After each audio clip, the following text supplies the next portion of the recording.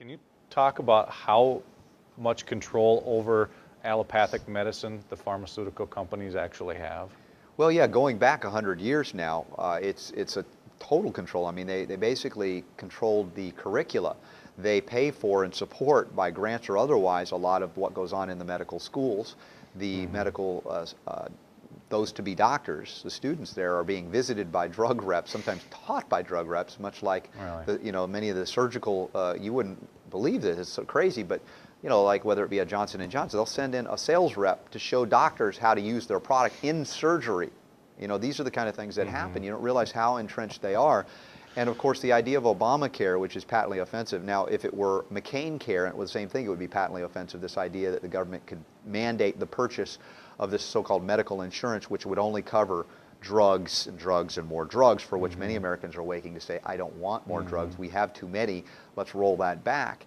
But that came to being because of the medical monopoly established in the 20th century, which made medicine cost prohibitive, because prices don't go down in a monopoly. Sure. They don't. I mean, but you also have the innovation goes away. In a monopoly, who needs to innovate? You got your market. It's mandated by government, by the force of a gun. And so there's no innovation to be efficient. And they talk about waste and fraud. I mean, that's only, one aspect of it. And so all of these things led to the place where people couldn't afford genuine insurance. In fact, government mandated that you couldn't offer insurance unless it covered everything, pregnancy included. So you couldn't get a policy that was truly for catastrophic care. That was really what insurance was about, unexpected catastrophes. Sure. And so it was now cost prohibitive to even get something that no longer existed. And then they blame the evil Republican, play the game. Yeah. And the fact is, it was all of the above that created the scenario where medicine was completely unaffordable and all toxic, and that alternatives were suppressed. There was no First Amendment to discuss what natural supplements could do, homeopathy or otherwise. And at that point, half of the American people begged for, the government has to intervene because the market it didn't work. But it wasn't the market. There hasn't been a free market in healing and medicine for 60 years. And it's gotten worse and worse and worse. Again, I come back to the one person running for president, whether you like, I don't mean to get political, but the reality is, and in human terms, the one guy who's saying, why not allow all healers to set up a shingle and heal, provide the healing?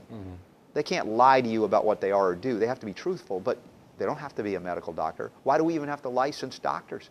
Does that limit competition? Yes. Not only that, it protects the bad doctors from the people rather than the people from the bad doctors. Allow the free market to work and you'll find that medical costs go down, access to healing is incredibly universal without a mandate, and there are people like me or even Dr. Paul who would give away their services for free because they can.